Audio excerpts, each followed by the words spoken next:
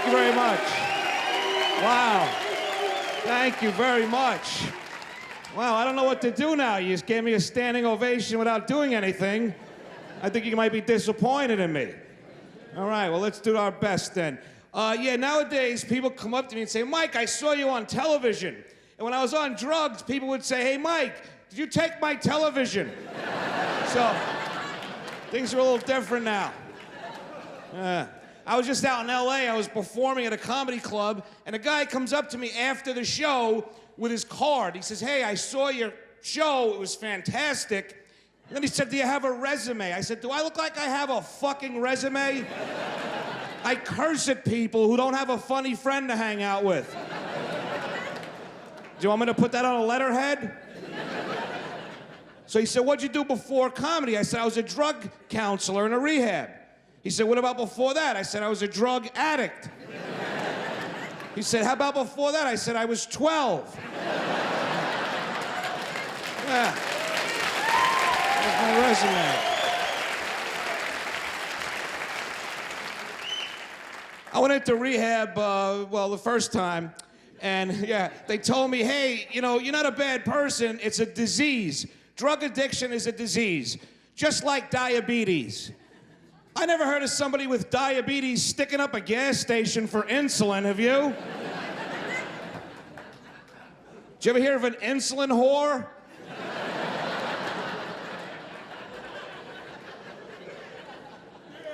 But I was happy that it was a disease, you know, so I relapsed, and I was robbing a gas station. I said, give me the money. And the guy said, you're a scumbag. I said, no, I have a disease. And I could sue you for discrimination. You ever see these drug pamphlets they have? It says, do you have a drug problem, question mark? And then you open it, it's got 500 stupid questions. It should just say, if you open this, there's something fucking wrong with you.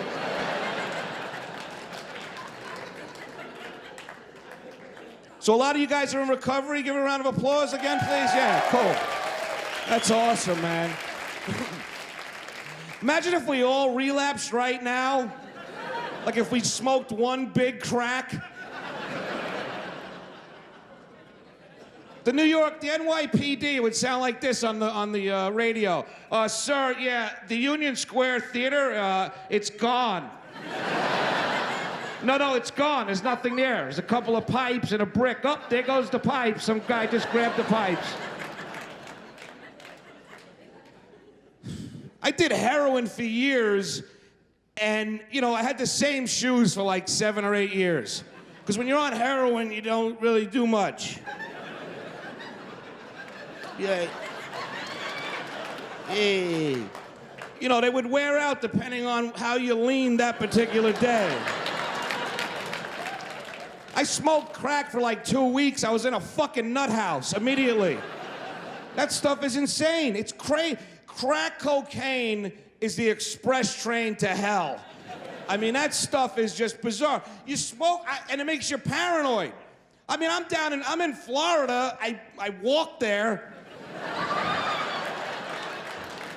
And I'm sitting in this little apartment, and I'm smoking crack, and I'm paranoid, and I'm looking in the freezer for the cops. I know they got a stakeout going behind the waffles. My couch was talking to me in Spanish. I don't understand Spanish. That's when I knew I had a problem. I had to get a new couch. It was insane, man. But heroin addicts, man, I love, you know, heroin addicts are just relaxed people. You know, they're not, I mean, just, we used to steal, like, really slow. You know? Like, yo, man, let's go rob some shit. And then, like, by the time the guy answered me, I was already clean for 6 months, you know? Crackheads, as soon as they're done with that last hit, I gotta go, gotta get some shit. Where are the alcoholics, by a round of applause, if you're an alcoholic? Yeah. Yeah, right. Yeah, well, fuck you. Yeah, alcoholism is like a socially acceptable thing, right? Oh, I'm an alcoholic. So's my Aunt Betty. You know, no one gives a shit. You say you're a drug addict, people look at you funny. I'm a drug addict. Ugh, get out of here. But alcoholics are causing much more problems and damage in our society, right? They're out crashing cars, drunk driving. Did you ever hear of a crackhead crashing his car? He sold his car a long time ago.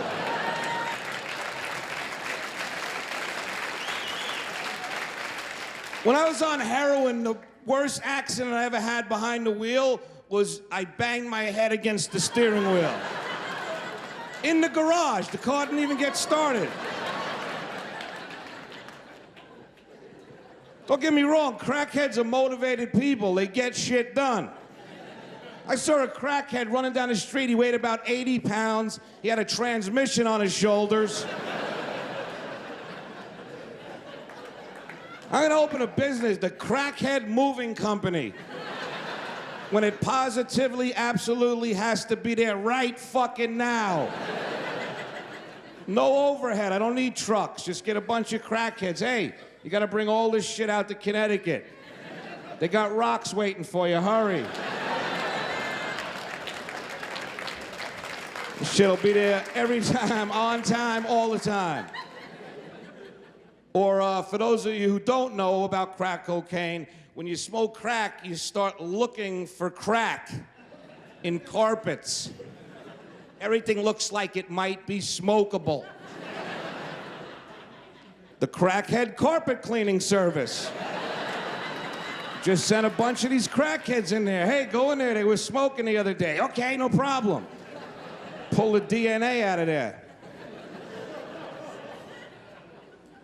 There's no politically correct terms either for drug addicts, you know? Drug addict, that's bullshit, drug addict. Why not like a substance enthusiast? That sounds a lot nicer. And I don't like the term crack whore, that's not nice. Chemically enhanced oral pleasure technician.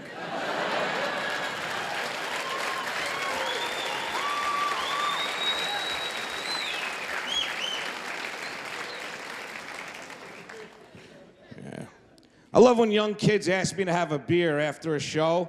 I just talked about like being a heroin addict and crack smoker. They're like, hey, you want to have a beer? I'm like, no. Didn't you just hear what I said? Well, come on, just have one beer. I said, no, I don't want to have a beer. Oh, come on, you can have a beer. I said, well, I'll tell you what, I'll have a beer with you, but then when I'm done, I'm going to need heroin and cocaine. And I only have like $500 on me. It's not enough. So I'm gonna take your money and I'm gonna go to your house and kill people that you love. And then they don't wanna have a beer with me anymore. I'll order a martini and then an ambulance right afterwards. What's this codependency? You ever hear this? I'm codependent. I was once a co-defendant. I'm gonna write a book about codependency. It's gonna be entitled, Mind Your Fucking Business. I love my friends that are in recovery. Tell me, I'm having a hard time with my girlfriend. Well, I don't know, you met her on the medication line in detox. Wow, she looks hot in that paper dress. I smelled Haldol on her breath. And I knew she was the one for me. It's unbelievable. A lot of times my friends ask me how I started doing comedy, and I always tell them that, you know, how it happened. About 10 years ago, well, a little over 10 years ago, I had just gotten clean. I was struggling to stay clean, you know, like the first year, it's all difficult. And I had lost a lot of people. My father died, my wife had died, a lot of bad stuff. And I was really depressed, and I didn't want to, like, you know, just work anymore. So, well, I had a job. I was an educator and a counselor at the time, and I would help a lot of people. This one guy came into my office one day. He said, I need to tell you what happened. I had sex with a man for crack cocaine. And I said, okay, I've heard that before. He goes, do you think I'm gay? And I said, well, I think you're worried about the wrong fucking thing. That's what I think. Yeah, I don't know if you're gay, but you definitely have a substance abuse problem. You need rehab. You don't need to redecorate.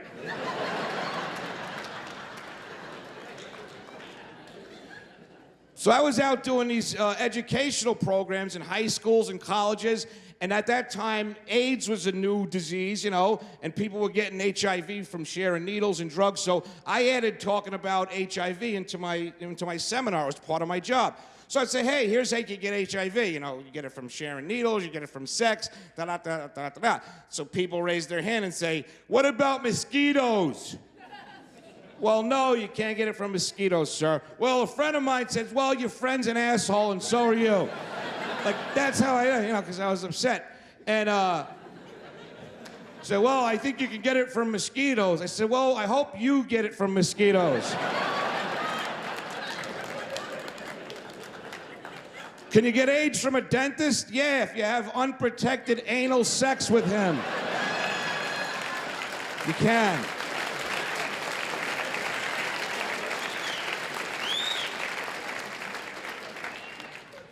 And that was one of the jobs I did. And then the other one, I was at a university and I'm doing this lecture on substance abuse and HIV. And this woman raised her hand at the end. It's always like an adult. It was never the students. They were always pretty much, oh, okay, it's pretty easy not to get AIDS. I'm not gonna get it, I'm gonna pretty much not get myself AIDS. It looks pretty easy. But then some adult asshole educator has to just ruin the whole day. She raised her hand and she said, well, I'd like to ask about casual situations that you might be able to get AIDS. Like, if there's a bloody doorknob. I said, well, if a bloody doorknob is a casual situation for you, you might consider moving. If you got a bloody doorknob, imagine what's going on behind the door. Just leave that door alone.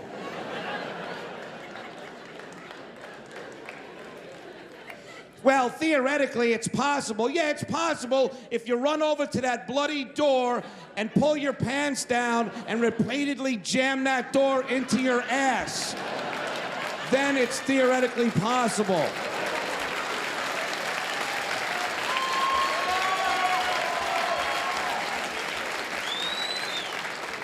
And if you do that, you deserve something bad to happen to you. Not AIDS. Someone should just walk up to you and shoot you in the back of the head for doing that. So I got fired from that job. And I started doing comedy. And it's been working out ever since. If you see a crackhead on the street, it's because he doesn't have money on him.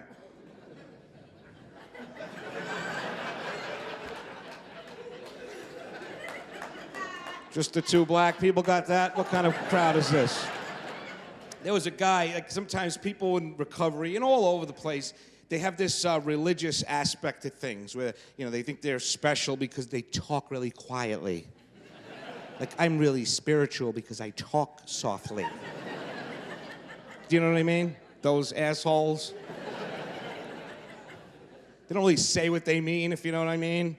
They want to tell you to go fuck yourself. But instead they say, I'll pray for you.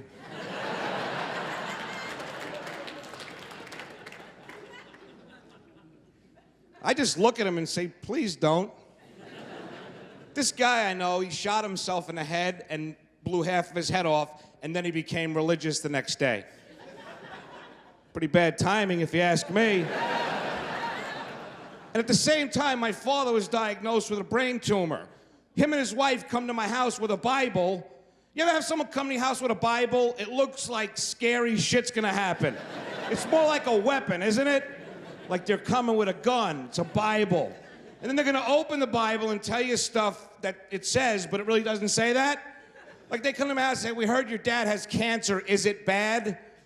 I said, no, he got the good cancer that they just came out with. It's a new one, you should try it. So then the guy's standing there with a half a head, and I'm thinking, whatever was bothering you when you had a whole head that made you want to kill yourself, like, what happened to that stuff? Did it go away? So they said, well, we just want you to know that the Lord is testing you. That's why my father got cancer, because their Lord is testing me. So I said, what grade do you think I would get on the test if I killed you two right now and then went and killed your entire family with a spoon? And they said, we'll pray for you. And I said, please don't. Look what God did to you. You guys have been fantastic. Thank you so much. Thank you very much. Thank you.